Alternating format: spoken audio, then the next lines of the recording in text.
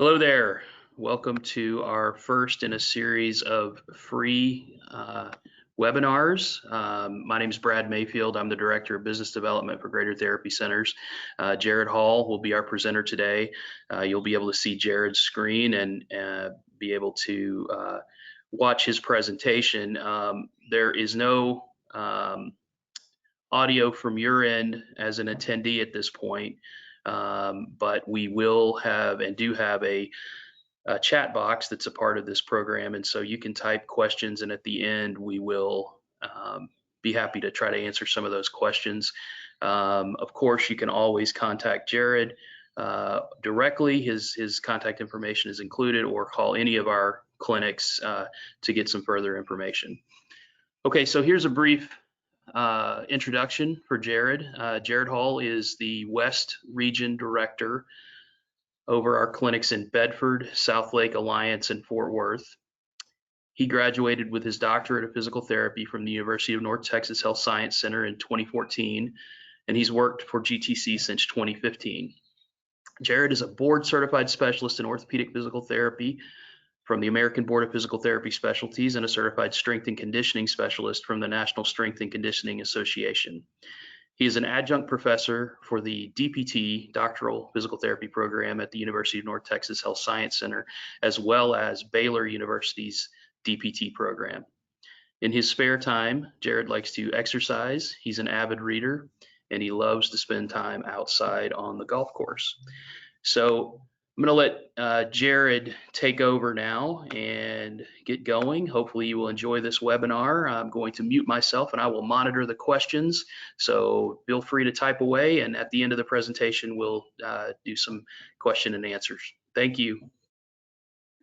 Hey, thanks for the introduction, Brad. And thank you to everybody that's on this webinar right now that's taking the time to join us and try to learn a little bit more about how to stay healthy and keep your body and your mind right during this crazy period that's going on right now with COVID-19.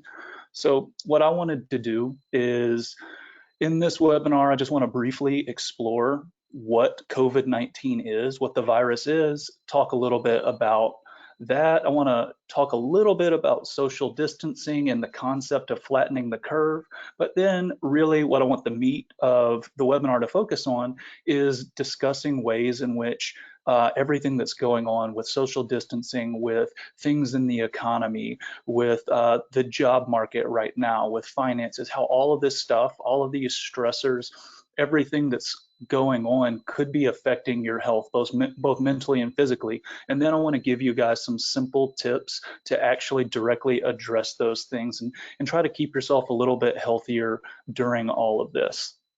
So to do a brief overview of the COVID-19 virus, it's called the coronavirus because corona actually means crown. And if you look at the virus underneath a microscope, you'll actually see a little crown on top of it. So that's where the whole concept of coronaviruses came from.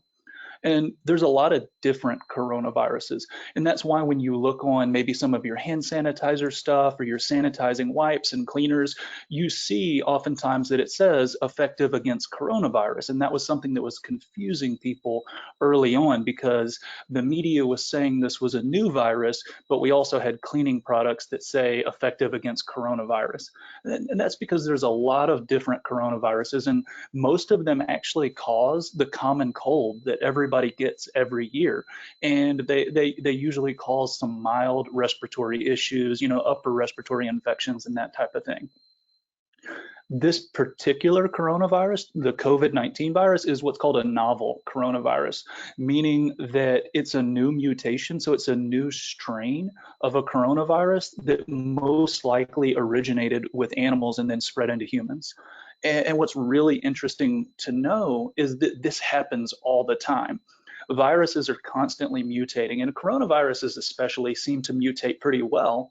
So there are viruses that are being carried by animals all the time, and they'll have a mutation and they'll transmit it to humans. But the vast majority of the time, that virus just ends with that single human that it transmits into. But this guy, this COVID-19 guy, it had an interesting mutation which allowed it, once it transferred over into humans, to spread between humans. And that's something that doesn't normally happen.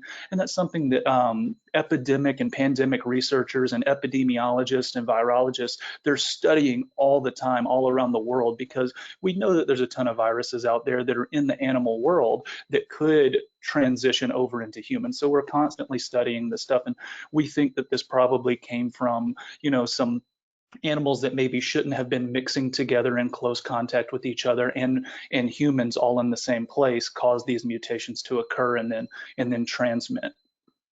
So when you look at the coronavirus, COVID-19, it has what's called an R0 factor. Every virus has an R0 factor, and that means that factor is how many people on average that virus will infect. So if I get infected with COVID-19, the R0 factor of COVID-19 says that I'll probably infect anywhere from 2 to 2.5 people.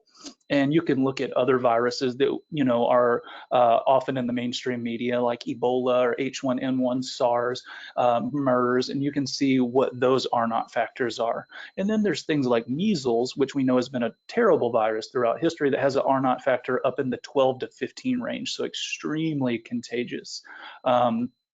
Right now, we think the COVID-19 R0 factor is somewhat the same as your everyday kind of seasonal flu, meaning it'll infect 2 to 2.5 people, and that's why it's actually really important to practice social distancing, and that's why we're issuing all of these shelter-in-place orders. The governments are, and the healthcare officials are, because what happens is an exponential spreading factor. So if one person infects 2.5 people, those 2.5 people infect 2.5 more people, and all of those people infect 2.5 more people each. So you get this really rapid spreading, and that's why it's so important to do this social distancing. That's why we're doing webinars right now, and that's why we're offering a lot of telehealth options to see people who maybe don't have life-threatening conditions right now, but they have significant neck pain or back pain or knee pain or whatever it is, and they would really benefit from a consultation.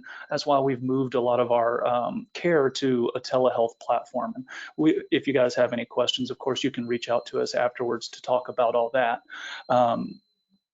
So a nice little illustration for 30 days of practicing, social distancing. On day one, if you enact a 75% reduction in contact with other people, you'll see that maybe after 30 days, you'll only have 2.5 to 3 or 4 people infected. However, if you don't practice any social distancing at all, based on the mathematical models and the R0 factor of the COVID-19 virus, you can see that you as a single person could lead to over 400 people being affected. And the interesting thing about this COVID-19 virus is that it has a little bit of a delayed incubation period. So you might have it for 3 or 4 or 5 days, or even up to 2 weeks before you really experience symptoms. So you might be infecting people and not realize it. So that's another reason that the social distancing is so important, because the numbers that we're seeing on the news right now, they actually go back 1 to 2 weeks. So people that are being tested right now and presenting with symptoms right now were likely infected up to a couple of weeks ago. So that's why there's this constant lag and delay in what we think is going on, and why it may seem like we're overreacting early on. I really liked this illustration. This comes from Juan Delkin, who is a graphic designer in Spain, and it's a really cool visualization of how social distancing works. If you see the matches one by one, the fire is spreading from one match to the next match, and it just takes one person stepping out of that row to prevent the continued spread to all the other matches in the line. So I thought this was a really cool example to visualize how social distancing actually works. And I mentioned that we would talk a little bit about flattening the curve. This is something that it's a little bit of a confusing concept, and it doesn't necessarily make immediate perfect sense.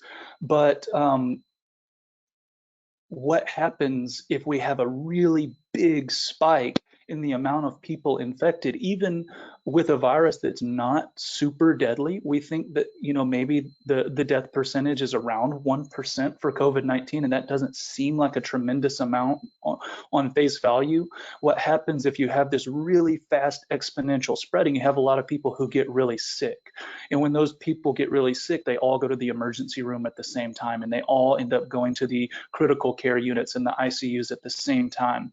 And that leads to going over what the healthcare system has capacity for right now. So you have to factor in the fact that everybody else is getting sick with the regular conditions that we all always get sick with, that the healthcare system is prepared and staffed to cover. Then if we have this dramatic spike in people who are sick at the same time, it's not that everybody is necessarily dying from the COVID-19 virus, it's that people are overwhelming the healthcare system, and that leads to worse care or the inability to get care for other people who might need it. It bogs down ERs and it bogs down hospitals to where if you do come in with a serious issue, you might not get taken care of quite as well because of so much stress and strain on the healthcare system due to the big spike.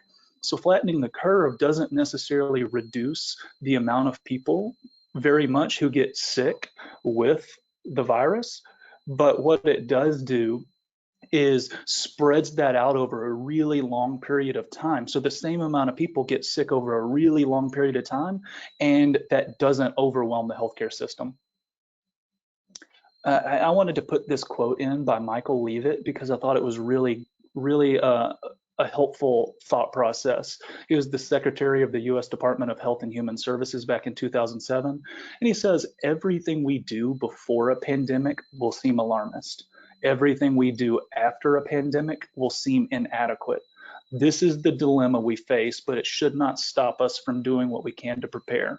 We need to reach out to everyone with words that inform but not inflame. We need to encourage everyone to prepare but not panic. So what that means is that if we actually really effectively manage a pandemic, after it's over, it won't seem like it was that bad. But if we don't really effectively manage that pandemic, then afterwards we'll constantly say, oh man, we should have done more, we should have done a better job, we should have been more prepared. So the reality of the situation is, during a pandemic, you want it to seem like it wasn't that big of a deal after it's over, because that means that you managed it well.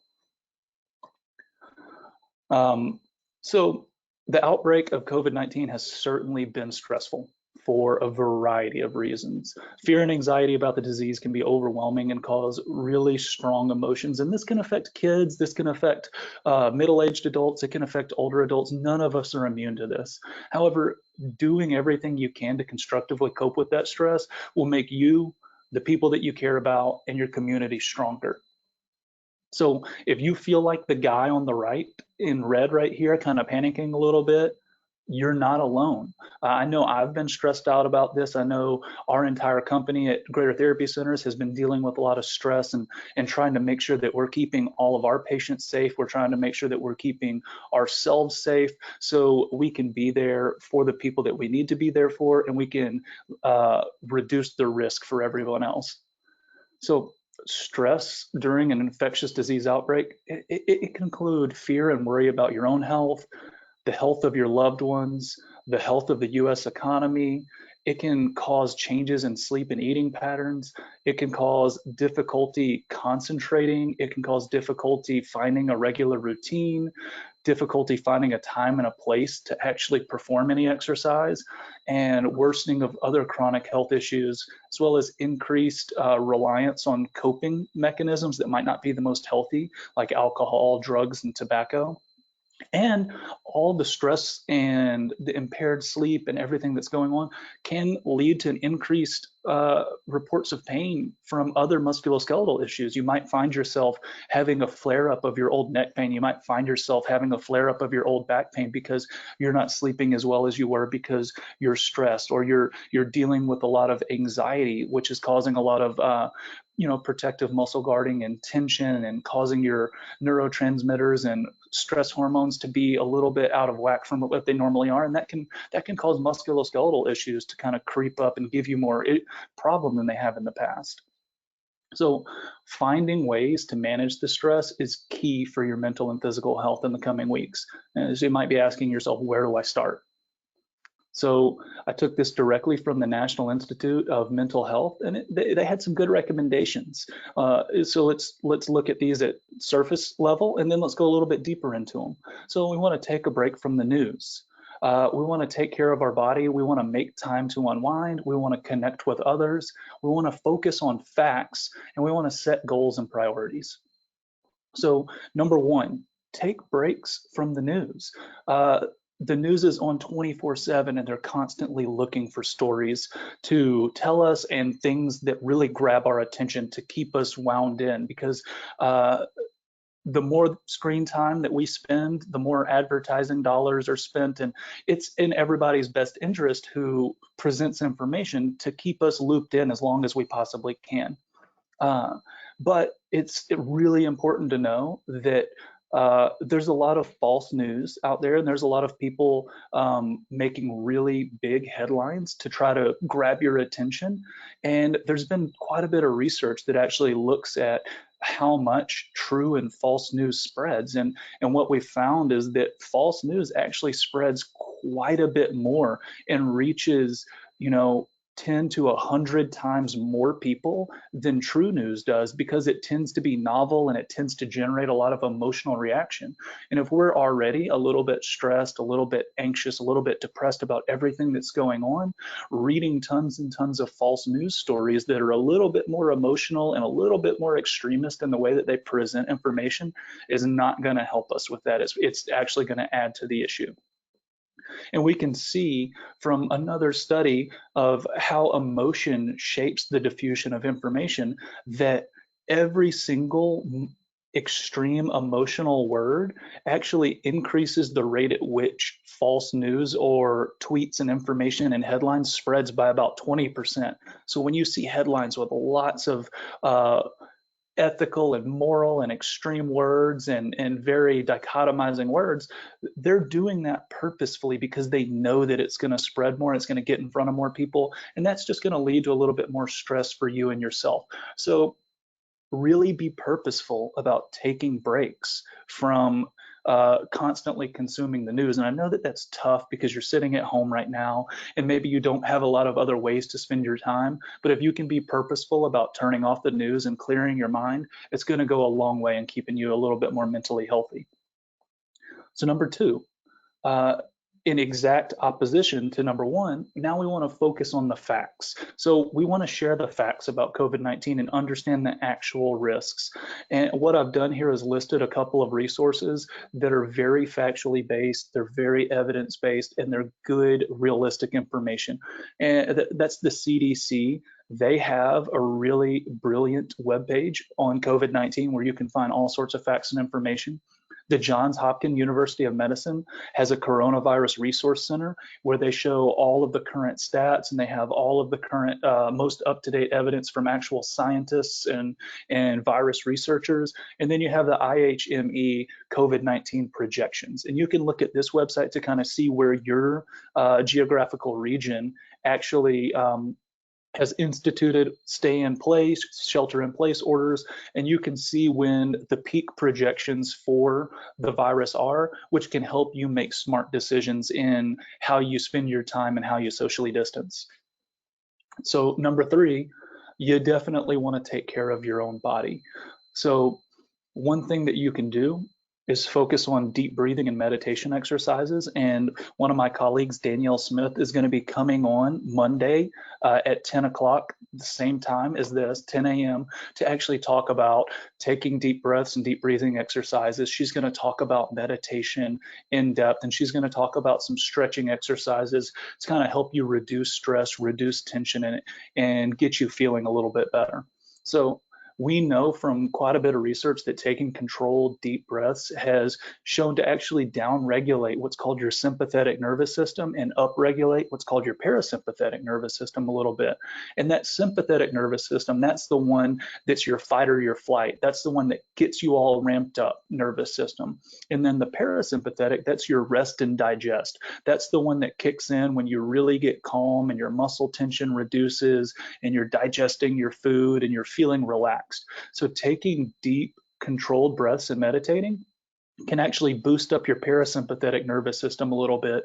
That's going to down regulate your stress hormones. And that's going to help you actually get better oxygen blood flow into your lungs as well. We know that keeping our lungs healthy is probably a good idea right now because the COVID-19 virus is known to create viral pneumonia in your lungs. And the more oxygen that you can get into your lungs and really perfuse those guys with big deep breaths, the better off you're going to be.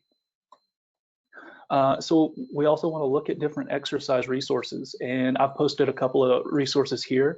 Do Yoga With Me is a great free online yoga website. You can just Google that up, Do Yoga With Me, and there'll be lots of different nice stretching and exercise programs that are focused on yoga for people that are absolute beginners all the way up to people who are advanced in yoga. So you can click that on your computer and go through some daily yoga routines. Fitness Blender is another website that's really similar. You can put in exactly what equipment that you have at home. You can put in your age and your fitness level and how advanced of an exerciser you are, and it will bring up all sorts of different exercise routines that fit perfectly with the demographic information that you've given yourself, or that you've put into the website. And then finally, here us at Greater Therapy Centers, we want to be a resource for you as well. Like I've mentioned, we've started this whole telehealth platform, and we're trying to keep people informed and trying to keep people healthy. So we would love to work with you as well if that's something that you felt like you wanted more information on, or you wanted a licensed healthcare professional actually guiding you through some of this exercise and helping you address some of your musculoskeletal issues. So number 4, focus on getting enough quality sleep. I cannot stress how important this is. We need 7 to 9 hours of sleep every night, no negotiations. And my other colleague, Richard Evans, who is the director of our Fort Worth clinic, he's going to be doing a webinar tomorrow at 10 a.m. focused purely on sleep. What sleep is, how it affects our immune system, how it affects our psychology, how it affects our stress levels. So Richard's going to be taking a deep dive into sleep tomorrow.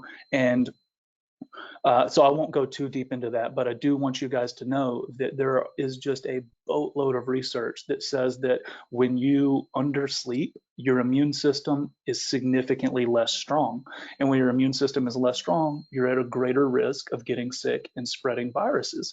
So you want to keep yourself healthy, keep your stress levels low, keep your body functioning well by getting good quality sleep. And Richard's going to walk through sleep hygiene and show you guys some tips and tricks to maximize your sleep. Number 5, of course, everybody knows this, but a lot of people have trouble implementing it. Focus on your nutrition. Try to eat regular, well-balanced meals. You want your meals to look a lot like the picture that I posted. Lots of different colors, lots of fruits and vegetables and nuts, focused on minimally processed foods. Really try to get your fruits and vegetables. Try raw or roasted unsalted nuts for a snack. There's tons of fiber in those. There's tons of healthy fats and good vitamins to keep you healthy and keep you feeling full. Try to eat lean meats like tuna or lean ground beef, chicken, lean turkey, that type of stuff. Get healthy fats like avocados, olive oil, salmon, nuts, and eggs. And good nutrition helps you feel better, but it also supports your immune system and it really props up how your body functions. So we're touching on every different aspect of trying to keep yourself as healthy as you possibly can. Another thing that's really important is to make time to unwind. Try to engage in activities and hobbies that you enjoy that you still can right now. So maybe you can take a really long, hot, enjoyable bath and you can focus on some of the meditation and deep breathing exercises that Danielle is going to tell you guys about on Monday. Maybe you can go for a long walk and get out in the sun, get a little bit of vitamin D, socially distance yourself, get some exercise from that walking, take time to just enjoy being outside and seeing nature. Maybe you can play some cards or games or puzzles with your family. Um, it's a little bit of a double-edged sword that we are in a position where we can spend so much time with our families right now. That can be a good thing or a bad thing, but we might not get a situation like this again in the future. And I think being purposeful about enjoying the time that you do get to spend with your family right now is really important. You might want to just take time to clear your mind, disconnect from the TV, disconnect from your phone, disconnect from the news, and just listen to your favorite music. Just be present and be mindful. Let your emotions kind of relax. Let your shoulders and neck and all of the muscles that are tight right now completely relax and melt away. Just listen to your favorite music. You might try writing in a journal. There's a lot of good research that expressive writing, where you write down your thoughts and emotions and feelings, can be very cathartic and it can relieve a lot of stress. You might start a daily devotional. You might do some guided meditation, which again, Danielle's going to walk you guys through on Monday. But there's also a really awesome app called Headspace. So if you're on your phone, go to your app store and look up the app Headspace. And there's lots of guided meditation on there, and it'll send you daily reminders of meditation practices that you can do or mindfulness practices you can do. And it'll just send you daily reminders to say, hey, take a break. Put everything down for a second, maybe do some stretches, let your mind clear. And so it's a really good app that you can sign up for. And then maybe you can try cooking or baking something new. You can work on a new skill while you're stuck inside, and you can do something constructive that's going to make you feel empowered and like you're improving yourself. There's no limitation. You just need to be creative and be purposeful and be safe. Finally, we want to make sure that we're taking the time to connect with others. If we're all staying home, we might not have as much connection with our friends and our family members as we did have before. So you might use digital tools to help you out. So Facebook has a really cool messenger app that has the ability to get on and do video chats and play games and that sort of stuff. Skype and FaceTime and Zoom meetings are really similar. And then there's a cool phone app called House Party as well, where you can download that app, you can sign up, and you can invite your friends and family to go into a joint meeting space. And there's games built into that, like trivia and Pictionary and that sort of thing, and charades that you could play on your phone to connect with each other and have a little bit of fun. So you might ask yourself, this is great, Jarod. This is a lot of information, but I don't necessarily know if I can handle this all on my own right now. So if you're struggling with, increased stress, increased anxiety issues, if you're struggling with not being able to exercise or not knowing how, and you feel like that's causing you to have a little bit of neck pain, a little bit of back pain, or, knee pain, or whatever it might be, what can you do? And I mentioned this a couple of times earlier, but I just wanted to mention it again, that we've spent a lot of time recently and effort into developing a telehealth platform for Greater Therapy Centers, and we think that it's a really helpful way to stay connected with people. And we've had a lot of really good success so far helping people from afar. And we were skeptical at first of whether or not it would be super effective, but we've actually been pleasantly surprised by how well we've been able to interact with people via a virtual platform to help them out with some of their aches and pains and give them a little bit of guidance on how to self-manage things right now. So I just appreciate you guys taking the time to join in this webinar with me, and I hope some of this information was helpful for you. And if you have any questions, you can reach out to me or anybody at the Greater Therapy Centers team. My email address is jhall, that's JHALL, at gtc-pt.com. Feel free to reach out to me via email. So thank you, guys. Thanks, Jarod. Thank you, everyone, for attending this meeting. We really appreciate you taking your time. Like Jarod mentioned, we will have multiple webinars coming up every weekday at 10 a.m. Please check the Greater Therapy Centers Facebook page for registration information. Our website is greatertherapycenters.com. You can call any of the clinics if you happen to be current or former patient, or talk to your therapist if you're coming in now. They could give you the information. Thanks again. We will have these videos recorded and they will be available. We will share those as well on our Facebook page. Tune in tomorrow as Richard Evans goes more in depth about the importance of sleep and sleep hygiene, and how to deal with stressors through proper sleep techniques. Thanks again.